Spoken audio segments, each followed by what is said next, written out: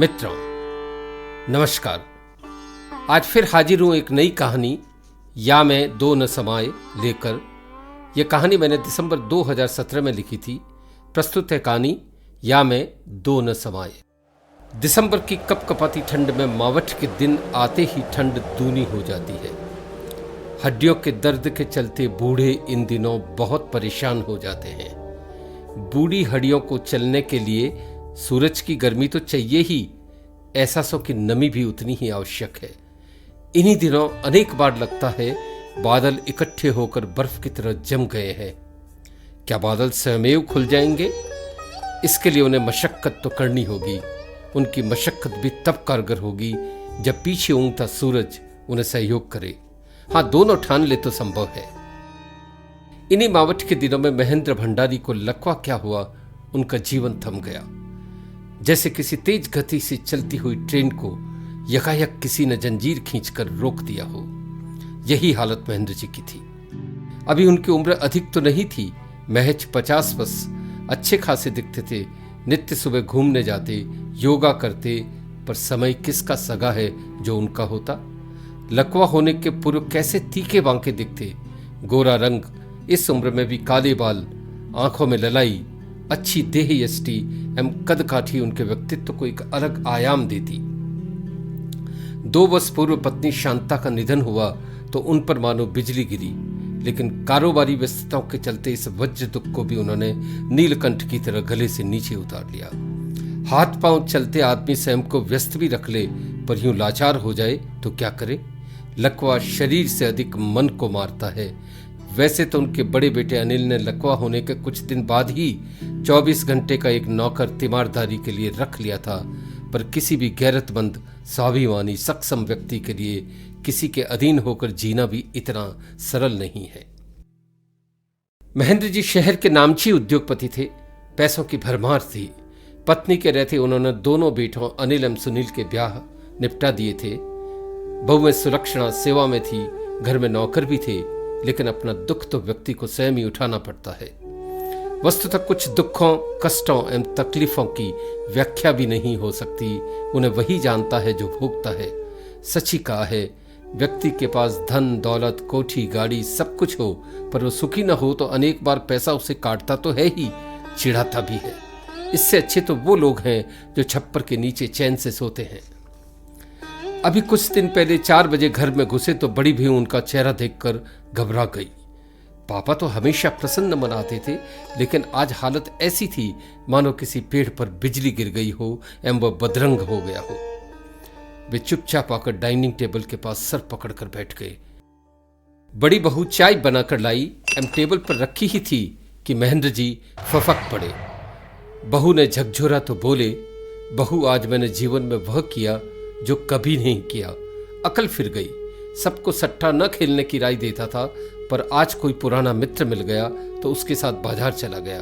उसके उकसाने पर एक बड़ा सौदा कर लिया।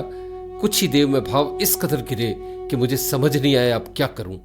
सिर्फ 2 घंटे के अंतराल में मुझे 1 करोड़ का घाटा हो गया। कहते कहते वे इस तरह विलाप करने लगे मानो कोई महापाप कर बैठे हों। फैक्ट्री बच्चों को सूचना दी गई। वे दौड़े आए। सुनील ने स्थिति देखकर पिता को सांत्वना दी। पापा, आज हम उस मुकाम पर हैं कि इस हानि को पचा सकते हैं। यह बात सच भी थी, लेकिन थैली की चोट बनिया जाने। व्यक्ति अगर कठोर संघर्ष कर धन कमाता है तो उसका मूल्य भी वही जानता है। वे किसी के समझाए न समझे। मावठ के मौसम में भी महेंद्र जी के चेहरे पर पसीने की बूंदें उभर आई। मुंह से झाग आने लगे। उठने का प्रयास किया तो लड़खड़ा कर गिर पड़े। घर से कुछ दूर ही अस्पताल था। आनन फानन वहां ले जाया गया। सूचना मिलते ही स्नायु तंत्र विशेषज्ञ डॉक्टर अजय वहां आए। उन्होंने देखा और पल भर में समझ गए कि वे किसी सदमे का शिकार हुए हैं एवं उसी सदमे से उन्हें कमर के नीचे लकवा हो गया है। इस लकवे से उनका बायां हाथ भी निश्चेष्ट होकर लटक गया। पूरा इलाज किया गया। वे 10 दिन अस्पताल भी रहे, लेकिन रोग जस का तस बना रहा। अंत में डॉक्टर अजय ने परिवार वालों को कह दिया कि हमें जो करना था कर चुके, आप इन्हें घर ले जाएं। दवाइयां मैंने लिख दी है। अब इनका जीवन आपकी सेवाओं एवं फिजियोथेरेपिस्ट पर ही निर्भर है। घर आते ही उनके कमरे में 24 घंटे नौकर की व्यवस्था की गई। सेवा कहना तो सरल है, पर ऐसी तीमारदारी अब किसके बस में है। कसरत करवाने वाले फिजियोथेरेपिस्ट की भी व्यवस्था की गई, जो नित्य सुबह शाम आकर उन्हें एक्सरसाइज करवाता। कल तक चुस्त दुरुस्त दिखने वाले महेंद्र अब थके हारे दिखने लगे। फिक्र फाके से भी बुरी होती है। कई बार अब विलाप करते, ओह मैंने इतना दुख क्यों किया। करोड़ों में 1 करोड़ चला जाता तो कौन सी लुटिया डूब जाती, मेहनत कर फिर कमा लेता। लेकिन चिड़ियां खेत चुग जाने के बाद क्या हो सकता है। गांठ से पूंजी भी गई सो तो गई, शरीर भी खराब किया। इन दिनों एक विचित्र अवसाद के चलते दीवारों को तकते रहते। जब भी उठते डगमगा जाते, बोलते तो वाणी का संतुलन नहीं रहता। समय बीतने के साथ उनकी याददाश्त भी कम होने लगी, अक्सर भ्रांत रहते। दृष्टि कभी सामान्य होती, कभी कहते कम दिख रहा है। कभी अकांड सोते रहते तो कभी नींद खुल जाती। कुल मिलाकर इस रोग के चलते उनका शारीरिक मानसिक संतुलन बिगड़ चुका था। घर में अकारण चिढ़ते रहते। प्रारंभ में बहू बेटों ने सहा, पर धीरे धीरे सभी ने बाप से मिलना कम कर दिया। बस औपचारिकता भर मिलते। गाड़ी अब नौकरों के आश्रय थी। इस घटना को पूरे 2 वर्ष होने को आए। इस दरमियान 2 फिजियोथेरेपिस्ट भी बदले, पर उनका स्वास्थ्य जस का तस बना रहा। पहले दोनों फिजियोथेरेपिस्ट युवा थे, दोनों यष्टपुष्ट पुरुष थे। महेंद्र जी को संभालना सरल नहीं था, इसी हेतु इनको रखा गया। लेकिन उनके स्वभाव के चलते उन्होंने भी पल्ला झाड़ दिया। महेंद्र जी का चिड़चिड़ापन दिन दिन बढ़ता जा रहा था। कभी कभी तो चिल्लाने लगते, पर बीवी होती तो शायद सुन लेती, अन्य कौन सहन करे। पुनः डॉक्टर अजय को नया फिजियोथेरेपिस्ट भेजने को कहा गया। इस बार फिजियोथेरेपिस्ट वीणा चोपड़ा थी। उम्र 40 वर्ष, ऊंचा कद, चुस्त भरा बदन, अच्छे नक्श, गहरी पानीदार सम्मोहक आंखें जिसके किनारों पर नीली झाई थी, बात बात पर खिलखिलाकर हंसती। यह कार्य करते हुए उसे 15 वर्ष होने को आए। 3 वर्ष पूर्व दुर्घटना में पति का निधन हो गया। एक बेटा था, वही उसका जीवन आसरा था। उसे देखकर जीवन के सारे दुख भुला देती। अब वह भी 12 वर्ष से ऊपर का हो चुका था। वीणा वाक्पटु तो थी ही, उसका ड्रेस सेंस भी काबिले तारीफ था। वह बहुधा सलवार कुर्ते में होती। चेहरे पर हल्का मेकअप उसके रूप व्यक्तित्व को और निखारता। माथे पर बिंदी लगाती एवं लोग अनेक बार कहते भी, विधवा होकर बिंदी लगाती है, बनठन कर रहती है, बेबात हंसती है, तो वह इन बातों को यूं दरकिनार करती जैसे सुना ही ना हो। वह विदुषी थी, जानती थी दुख सबके जीवन का हिस्सा है। सुख वस्तुतः इस दुख को शिकस्त देने की कला ही है। अपने व्यवहार से उसने अब तक अनेक रोगी ठीक किए थे। उनके विभाग वाले तो यहां तक कहते कि जो किसी से ठीक नहीं होते, वीणा से ठीक हो जाते हैं। वीणा जब पहली बार महेंद्र जी से मिली, तब वे अपने कमरे में खिड़की के पास व्हील चेयर पर बैठे बार बगीचे में झांक रहे थे। सुबह के 9 बजे होंगे।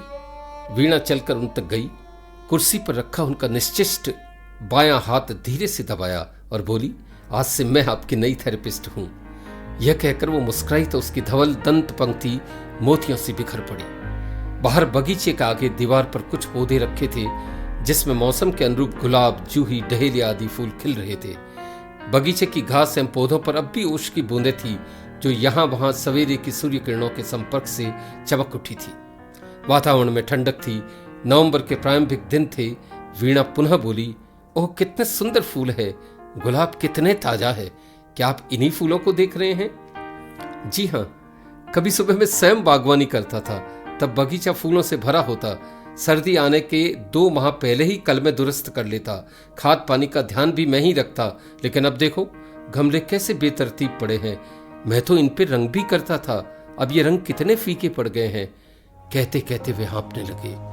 ठीक से न बोलने एवं अनायास आए इस प्रश्न का उत्तर देते हुए वे सकपका गए। वो समय शीघ्र वापस आने वाला है। फूल फिर वैसे ही महकेंगे जैसे पहले खिलते थे। आप जो सोचते हैं, कुदरत एक दिन स्वयं उसे आपके हाथों में रख देती है। लगता है आपकी इच्छा शक्ति बहुत प्रबल है। कहते कहते वीणा बेबात खिलखिलाकर हंस पड़ी। उसकी दुधिया बत्ती से मानो जूही के फूल झड़ने लगे थे। पौधे में खिले जूही के फूल मानो उसके मुंह में आ गए थे। चलिए अब कसरत करते हैं। आप पुनः बागवानी करें, इसके लिए यह जरूरी है। वीणा मुस्कुराई, फिर कुर्सी मोड़कर उन्हें पलंग तक लाई एवं सहारा देकर लिटाया। महेंद्र जी में क्षण भर के लिए ऊर्जा का संचरण हुआ। कुछ ही देर में उनकी कसरत प्रारंभ हुई। वीणा कसरत करवाते हुए उन्हें गौर से देख रही थी। उसे समझ आ गया कि महेंद्र जी एक ऐसे रोगी है जिनके भीतर जीवन की अनंत संभावनाएं हैं, पर वे जीने की आशा, उमंग एवं उन्माद खो बैठे हैं। इसी निराशा के चलते असहाय बार बार चिढ़ते हैं। घर वाले उन्हें दरकिनार कर चुके हैं। पत्नी का कुछ वर्ष पूर्व निधन हो चुका है। मित्र अब देखने आते नहीं, फैक्ट्री जाते नहीं, फिर जीवन को गति कैसे मिले? लकवे में तो वैसे भी मस्तिष्क को उत्साह देने वाले केमिकल्स कम हो जाते हैं। जीवन को फिर संतुलन, आनंद, उत्साह से कैसे भरा जाए? कुछ लोग अपना कार्य ऐसे करते हैं मानो वे तपस्या, साधना कर रहे हों। उनका ध्यान 8 पहर 64 घड़ी लक्ष्य पर होता है। कौशल से संयुक्त होकर श्रम अप्रत्याशित परिणाम देता है। साधना तब इबादत बन जाती है। वीणा कुछ दिन इसी प्रकार आती रही। महेंद्र जी में भी कुछ परिवर्तन आए। वे इन दिनों कम चिढ़ते एवं वीणा को वांछित सहयोग भी करते। सुर मिलने से ही कार्य गति पकड़ता है। ठंड अब बढ़ने लगी थी। आज वीणा आई तो अन्य दिनों से भिन्न लग रही थी। वह नित्य सलवार कुर्ता पहनती, पर आज हल्के हरे रंग की सिल्क की साड़ी के ऊपर स्वेटर पहने खिल रही थी। साड़ी में उसका कद और ऊंचा लग रहा था। आंखों पर चमकती पलकें जिस पर आई शेडो लगी थी, आंखों की कोरों में हल्का काजल, कानों में मोती के बूंदे पहने वह गजब ढा रही थी। ओह, आज तो आप बहुत सुंदर लग रही हो, कहते हुए महेंद्र जी जाने किस लोक में खो गए। शायद उन्हें पत्नी की याद हो आई थी। जी धन्यवाद, आज बहुत दिनों बाद साड़ी पहनने का दिल हो आया। जीवन में बदलाव ना आए तो जीवन नीरस हो जाता है। कहते हुए वीणा ने साड़ी का पल्लू अपनी कमर में ठौंसा तो महेंद्र जी की नजर उस ओर गई। मन ही मन सोचा, ओह, ये कितनी कमसिन है। जक दुधिया कमर, नक्शिक ऐसे दिखती है मानो हुस्न परी हो। यही सोचते महेंद्र जी की आंखों में एक विचित्र चमक उभर आई। एक ऐसी चमक जिसमें उगते सूर्य की लालिमा का हल्का प्रकाश था। उन्हें लगा जैसे बगीचे में यकायक एक नई कली छिटकी हो। वीणा ने गहराई से महेंद्र जी की आंखों में देखा। आशा एवं उत्साह से भरी आंखें। यकायक उसे एक विचार कौंधा। यह एक अद्भुत नवीन प्रयोग था। दूसरे दिन से कसरत के बाद वह हमेशा 10 मिनट रुककर उनसे बतियाती, उन्हें उनके अच्छे दिनों की याद दिलाती। अनेक बार तो इतना सटकर बैठ जाती कि महेंद्र जी भौचक रह जाते। उसका सामीप्य, बिंदास हंसी एवं सम्मोहक व्यक्तित्व उनमें अजीब सी स्फूर्ति भर देते। कुछ ही महीनों में वे वीणा से ऐसे बात करने लगे मानो वो उनकी अंतरंग सखी हो। धीरे धीरे वह उनकी ऐसी विश्वास पात्र हो गई कि वे उसे अपने मन की वो बातें भी कहने लगे जो वे अपने परिवार वालों तक को नहीं कहते। बात करते हुए अनेक बार हकला जाते एवं उनके मुंह के कोने से लाड गिरने लगती। आज वीणा कमरे में आई तो बहुत खिली लग रही थी। वह नित्य दरवाजा बंद कर पलंग के पास खड़ी होकर कसरत करवाती, लेकिन आज सीधे पलंग पर आकर बैठ गई। अब वो अपने संकल्प को मूर्त रूप देने का सोचने लगी थी। यकायक उसने महेंद्र जी के सर पर हाथ रखा एवं धीरे धीरे अपनी अंगुलियां उनके बालों में घुमाने लगी। अंगुलियां घुमाते हुए बोली, आपके बाल आज भी कितने घने, काले एवं रेशम जैसे कोमल है। इस उम्र में तो अच्छे अच्छों के बाल सफेद हो जाते हैं। आप आज भी कितने रोमांटिक युवा दिखते हैं। चलो, आज हम कोई कसरत नहीं करेंगे। आज कसरत की छुट्टी, आज बस बतियाएंगे। कहते हुए उसने अपने हाथ महेंद्र जी के दोनों गालों पर रखा एवं उन्हें इस तरह देखा जिस तरह देखने को मर्द प्रेम कहते हैं। ये एक अप्रत्याशित व्यवहार था। महेंद्र जी के मस्तिष्क में मानो बिजली कौंधी। उन्होंने गौर से देखा। वीणा की आंखों में लाल डोरे तैर रहे थे। उस रात महेंद्र जी की नींद उड़ गई। वीणा की आंखों, कोमल अंगुलियों एवं बेबाक हंसी का जादू उनके सर चढ़कर बोलने लगा। वे अनुभवी पके चावल थे। उन्हें क्षण भर में समझ में आ गया कि वीणा उन्हें मनी मन चाहती है। ऐसी विद्वान, रूपसी एवं बिंदास स्त्री को प्रेम की पींगे बढ़ाते देख वे निहाल हो गए। धीरे धीरे महेंद्र जी में आश्चर्यजनक परिवर्तन होने लगे। वे एक नए विश्वास, संकल्प एवं उत्साह से भर गए। वीणा नित्य आती, उनसे बतियाती, कुछ कसरत करवाती एवं जाते हुए ऐसी लजाई आंखों से देखती कि महेंद्र जी का रोम रोम खिल जाता। वे दिन रात उसी की कल्पनाओं में खोए रहते। मन ही मन सोचते, वीणा के रूप में सौभाग्य ने उनके द्वार पर दस्तक दी है। क्या ही अच्छा हो वे ठीक हो जाए एवं आगे बढ़कर वीणा को विवाह का प्रस्ताव दे। अब तो जमाना बदल गया है। ऐसे रिश्तों को परिवार भी अनुमत करने लगे हैं। इन्हीं हसीन कल्पनाओं के बीच उन्होंने अपनी टांगों की ओर देखा जो निश्चेष्ट पड़ी थी। लेकिन यह क्या, आज उनकी टांगें हिलने लगी, उनका निश्चेष्ट हाथ भी यंत्र चालित सा उनकी टांगों तक जा पहुंचा। यह एक हिमखंड पिघलने जैसी बात थी। प्रेम की गर्मी में एहसासों की नमी से मनुष्य तो क्या पत्थर भी पिघल जाते हैं। मावट फिर आया, बादल फिर जम गए, लेकिन इस बार सूरज तन गया।